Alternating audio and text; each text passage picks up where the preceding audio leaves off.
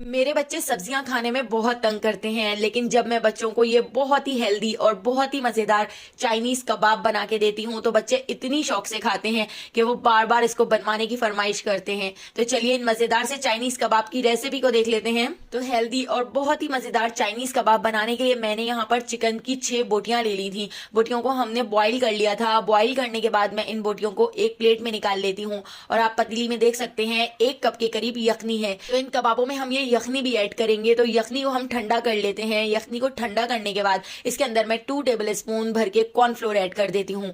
Cornflour add करके हम इसको अच्छी तरह से मिक्स कर लेते हैं। इतना मिक्स कर लेंगे कि इसकी सारी गुठलियां खत्म हो जाएं। प्लेट में जो हमने चिकन निकाल के रखी थी, चिकन को हम इस तरह से श्रेड कर लेते हैं, इस तरह से रेशा कर लेते हैं।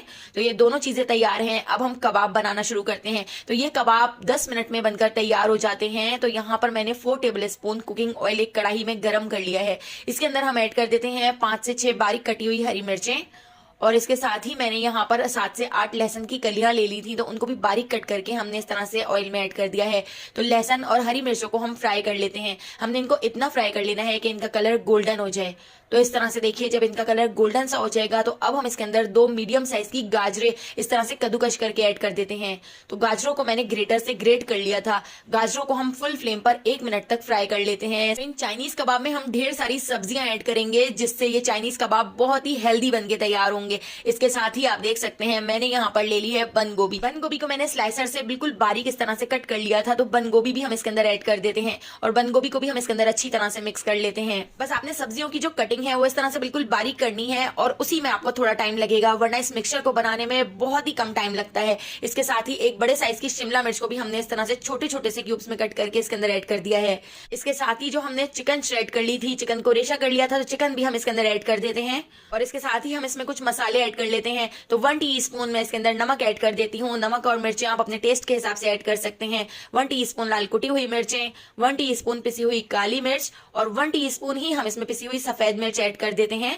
यहाँ पर मैंने चिकन पाउडर ले लिया है, तो 2 टीस्पून मैं इसमें चिकन पाउडर ऐड कर रही हूँ। इससे बहुत ही मजेदार सा फ्लेवर हो जाता है। और इसके साथ ही अब हम इसके अंदर ऐड कर देते हैं 1 टीस्पून चाट मसाला। तो चाट मसाले को बिल्कुल स्किप मत कीजिएगा, बहुत ही मजेदार आपके कबाब बनकर तैयार होंगे। आपके घर में अगर कोई दावत हो तो ये चाइनीज कबाब एक बार जरूर बनाइएगा, मेहमानों को बहुत पसंद आएंगे। इसके साथ ही मैंने यहाँ पर 2 हरी प्याज ले ली थी, उनको भी बिल्कुल छोटा छोटा बिल्कुल बारीक कट करके हमने इसमें ऐड कर दिया है।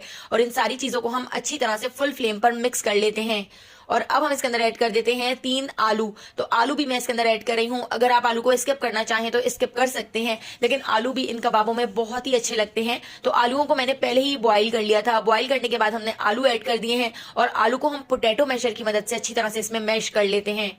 मैश करके अब आलूओं को हम इसके अंदर अच्छी तरह से मिक्स कर लेंगे। और इसके साथ ही जो हमने कॉर्नफ्लोर और यखनी का मिक्सचर बना के रखा था वो हम मिक्सचर इस तरह से हल्का सा मिक्स कर लेते हैं, क्योंकि कॉर्नफ्लोर फौरन नीचे बैठ जाता है। तो इसको थोड़ा सा मिक्स करके अब हम इसके अंदर ऐड कर देते हैं और इसको हम अच्छी तरह से मिक्स करते हुए पका लेते हैं। तो हमने इसको इतना पका लेना है कि कॉर्नफ्लोर का कच्चापन खत्म हो जाए। तो बस 2 मिनट तक मैंने इसको इस तरह से पका लिया है। बहुत ज्यादा नहीं पकाइएगा, वरना कॉर्नफ्लोर की वजह से ये मिक्सचर बहुत ज्यादा थिक हो जाता है और जब ये ठंडा होता है तो ठंडा होने के बाद और ज्यादा थिक हो जाएगा। तो बस इस तरह से हमने सॉफ्ट सा ये मिक्सचर रखना है। तो ये मिक्सचर थोड़ा सा ठंडा हो चुका है। ठंडा करने के बाद अब हम इसके अंदर ऐड कर देते हैं 4 टेबल स्पून ब्रेड क्रम्स। तो ब्रेड क्रम्स की वजह से अंदर से भी ये कबाब काफी क्रिस्पी बनकर तैयार होंगे। तो ब्रेड क्रम्स को भी हम इसके अंदर अच्छी तरह से मिक्स कर लेते हैं और ब्रेड क्रम्स से इसकी बाइंडिंग भी बहुत अच्छी तरह हो सकेगी। तो बस अब हम इसको पूरी तरह से ठंडा कर लेते हैं। इसको मैं ढककर 1 घंटे के लिए छोड़ देती हूँ।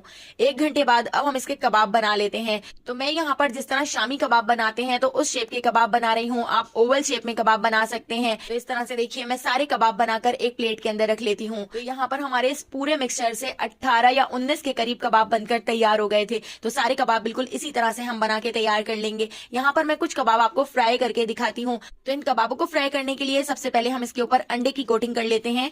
अंडे की कोटिंग करने के बाद इसके ऊपर हम ब्रेड क्रम्स की कोटिंग कर लेंगे। लेकिन कुछ कबाब मैंने सिर्फ अंडे की कोटिंग से भी बना के तैयार किए थे, वो भी बहुत ही मजेदार बन के तैयार हुए थे। तो दोनों तरह से आप इन कबाबों को बना के तैयार कर सकते हैं। तो देखिए यहाँ पर मैंने ब्रेड क्रम्स की कोटिंग कर ली है। इससे ऊपर से बहुत ही क्रिस्पी कबाब बनकर तैयार होंगे। तो पहले अच्छी तरह से एक साइड से हमने फ्राई कर लिया था और पलटकर फिर दूसरी साइड से भी हमने बिल्कुल इसी तरह से इन कबाबों को फ्राई कर लिया था। तो यहाँ पे हमारे बहुत ही हेल्दी और बहुत ही मजेदार चाइनीज कबाब बनकर तैयार हो चुके हैं। तो अगर आपको चाइनीज कबाब की ये रेसिपी पसंद आई हो तो लाइक, शेयर और सब्सक्राइब करना बिल्कुल भी मत भूलिएगा और बेल आइकॉन के नोटिफिकेशन को जरूर ऑन कीजिएगा। आने वाली वीडियो तक अल्लाह हाफिज।